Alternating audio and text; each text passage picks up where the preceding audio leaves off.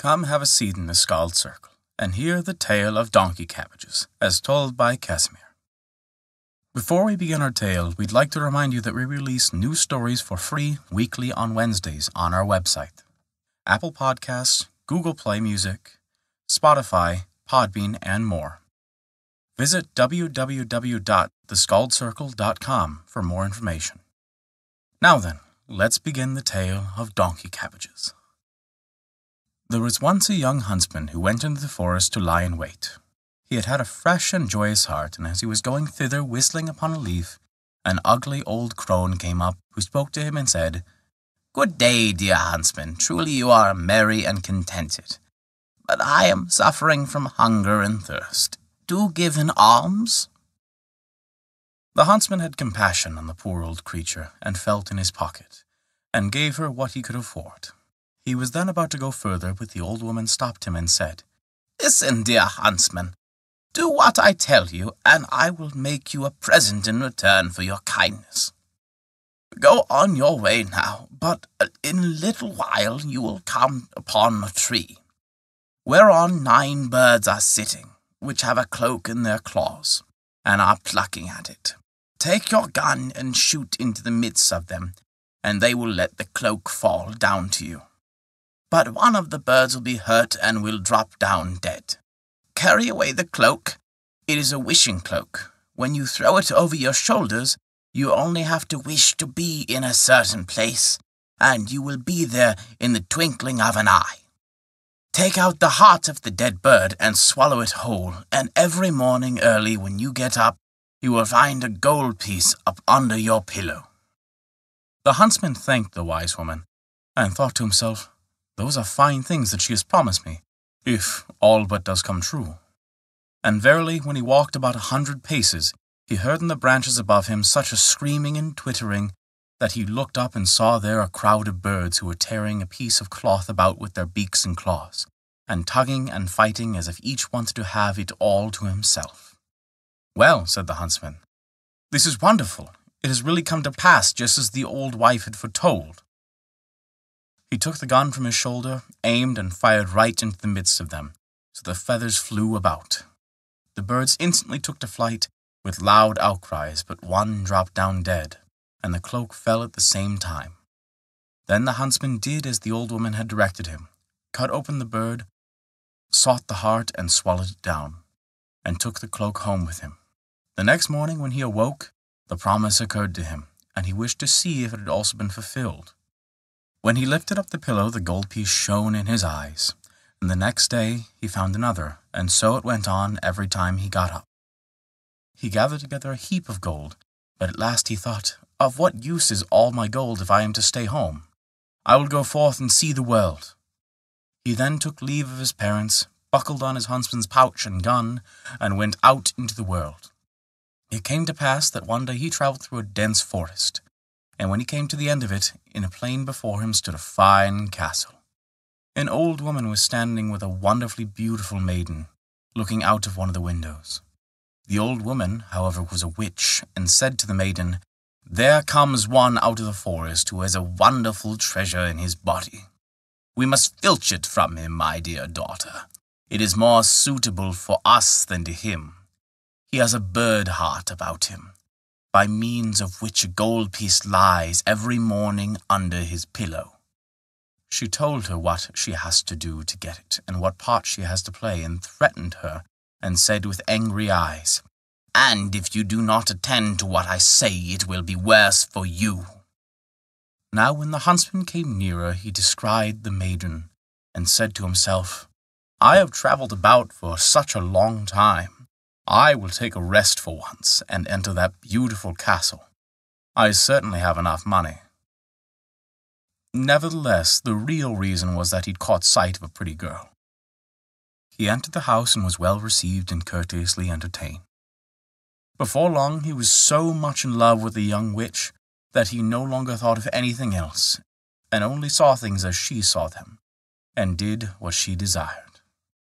The old woman then said, "Now we must have the bird's heart. He will never miss it." She prepared a drink, and when it was ready, poured it into a cup and gave it to the maiden, who was to present it to the huntsman. She did so, saying, "Now, my dearest, drink to me." So he took the cup, and when he swallowed the draught, he brought up the heart of the bird. The girl had to take it away secretly and swallow it herself, for the old woman would have it. Thenceforth he found no more gold under his pillow, but it lay instead under that of the maiden, from whence the old woman fetched it away every morning. But he was so much in love and so befooled that he thought of nothing else but of passing his time with the girl. Then the old witch said, "We have the bird's heart, but we must also take away the wishing cloak from him." The girl answered, "We will leave him that. He has lost his wealth." The old woman was angry and said, "Such a mantle is a wonderful thing and is seldom to be found in this world. I must and will have it." She gave the girl several blows and said that if she did not obey, it should fare ill with her. So she did the old woman's bidding, placed herself at the window, and looked on at the distant country, as if she were very sorrowful. The huntsman asked, "Why dost thou stand there so sorrowfully?" "Ah, my beloved," was her answer, "over yonder lies the garnet mountain, where the precious stones grow. I long for them so much that when I think of them I feel quite sad. But who can get them? Only the birds. They fly and can reach them, but a man, never." "Have you nothing else to complain of?" said the huntsman. "I will soon remove that burden from your heart." With that he drew her under his mantle and wished himself on the garnet mountain, and in the twinkling of an eye they were there, sitting on it together. Precious stones were glistening on every side, so that it was a joy to see them, and together they gathered the finest and costliest of them all. Now, the old woman had, through her sorceries, contrived that the eyes of the huntsman would become heavy. He said to the maiden, "We will sit down and rest a while. I am so tired that I can no longer stand on my feet." Then they sat down, and he laid his head in her lap, and fell asleep. When he was asleep, she unfastened the mantle from his shoulders and wrapped herself in it, picked up the garnets and stones, and wished herself back at home with them. When the huntsman had awoken from his sleep and perceived that his sweetheart had betrayed him and left him alone on the wild mountain, he said, "Oh, what treachery there is in the world!" and sat down there in care and sorrow, not knowing what to do. But the mountain belonged to some wild and monstrous giants who dwelt thereon and lived their lives there. And he had not sat there long before he saw 3 of them coming towards him. So he lay down as if he sunk there in a deep sleep. When the giants came up, and the first kicked him with his foot and said, "What sort of an earthworm is lying curled up here?" The second said, "Step on him and kill him." But the third said, "That would indeed be worth your while. Just let him leave, he cannot remain here. And when he climbs higher, toward the summit of the mountains, the clouds will lay hold of him and bear him away." So saying, they passed by. The huntsman had paid heed to their words, though, and as soon as they were gone, he rose and climbed up the summit of the mountain. And when he had sat there a while, a cloud floated towards him, caught him up and carried him away, and travelled about for a long time in the heavens. Then it sank lower, and let itself down on a great cabbage garden, girt round by walls, so that he came softly on the ground, on the cabbages and vegetables. Then the huntsman looked about him and said, "If only I had something to eat! I am so hungry, and my hunger will increase in course of time. But I see here neither apples nor pears, nor any other sort of fruit. Everywhere nothing but cabbages." At length he thought, "At a pinch I can eat some of the leaves. They do not taste particularly good, but they will refresh me." With that he picked himself out a fine head of cabbage and ate it. But scarcely had he swallowed a couple mouthfuls that he felt very strange and quite different. 4 legs grew on him, and a large head and 2 thick ears, and he saw with horror that he had changed into a donkey. Still, as his hunger increased every minute, and as the juicy leaves were suitable to his present nature, he went on eating with great zest. At last he arrived at a different kind of cabbage, and as soon as he swallowed it, he felt again a change, and reassumed his former human shape. Then the huntsman lay down and slept off his fatigue. When he awoke the next morning, he broke off one head of the bad cabbages and another of the good ones, and thought to himself, "This shall help me get my own again and to punish treachery." Then he took the cabbages with him, climbed over the wall, and went forth to seek the castle of his sweetheart. After wandering about for a couple days, he was lucky enough to find it again. He dyed his face brown so that his own mother would not have known him, and begged for shelter. "I am so tired," said he, "that I can go no further." The witch asked, "Who are you, countryman, and what is your business?" "I am a king's messenger, and was sent out to seek the most delicious salad which grows beneath the sun. I have even been so fortunate as to find it, and I am carrying it about with me.